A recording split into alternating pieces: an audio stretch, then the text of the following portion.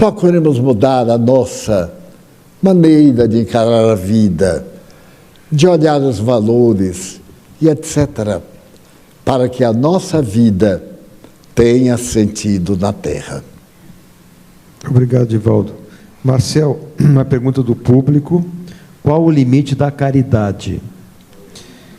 Quando a caridade traz prejuízo a quem a pratica, porém socorre o aflito, deve ser praticada? Vou repetir, Marcel. Qual o limite da caridade? Quando a caridade traz prejuízo a quem a pratica, porém socorre o aflito, ela deve ser praticada? A questão 886 do Livro dos Espíritos, o codificador interrogou os imortais sobre o verdadeiro sentido da palavra caridade, como a entendia Jesus. Concepção dele, do Cristo. Não tinha nada de material. Perdão das ofensas, benevolência para com todos e indulgência para com as imperfeições alheias. Mas na própria codificação encontramos que existiriam dois tipos de caridade. A caridade moral, está nesse campo, e a caridade material. Que se eu estendo o copo de água ao sedento, o pão ao faminto, a roupa ao desnudo, o remédio ao doente, não deixa de ser uma caridade. É transitória.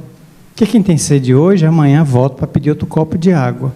Se eu ficar permanentemente alimentando uma pessoa sem ensiná-la a trabalhar, torno ela dependente. Em vez de assistência e promoção social, eu acabo enveredando pelo assistencialismo, torno ela dependente de mim. E há muitos lugares que eu observei isso. Eu estive numa instituição de outro estado, onde o presidente me disse: olha, nós temos aqui um programa de sopa que já estamos na 3ª geração. Eu quis saber o que era. Ele disse: eu alimentei a mãe pegou um filho na rua, já trouxe para comer aqui também a sopa, e a filha com 14 anos já pariu o neto dela. Então estou alimentando a mãe, a filha e o neto. Nossa casa trabalha no sentido da caridade. Eu olhei para aquele dirigente assim, me deu uma compaixão. Ele não entendeu nada do que é caridade. Devia ter libertado aquelas pessoas. Em algum momento, quebrando aquela cadeia de dar só sopa. Parece que pobre só toma sopa, não come lasanha de jeito nenhum. Então, conseguido uma máquina de costura, tornando aquela mulher uma costureira, alguém que pudesse produzir, fazer a própria renda e sair daquela dependência.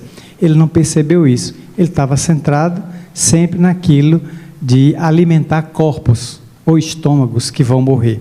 Então, a caridade não tem limite. Nós temos apenas que observar para não intoxicar a pessoa com nossos gestos de querer auxiliar o outro. Porque há pessoas que rejeitam a ajuda.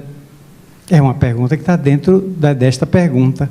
O que fazer a uma pessoa que precisa de ajuda, mas se recusa? Ora, porque não posso violentar o livre-arbítrio dela, me impondo a pretexto de querer auxiliar. Ela não conseguiu entender ou ela conscientemente não quer. Então eu envolvo ela na oração para que por outros mecanismos da vida, que a vida tem muitos mecanismos, a pessoa desperte para o seu próprio refazimento, a sua própria reengenharia, a sua reconstrução emocional.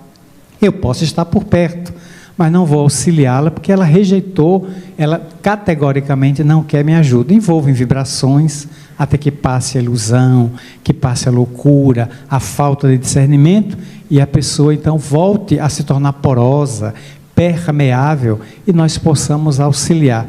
Então, a caridade, que Dr. Mário Barbosa dizia que era o amor em movimento, em verdade não tem limite. Se ama, como dizia Madre Teresa de Calcutá, se ama até doer.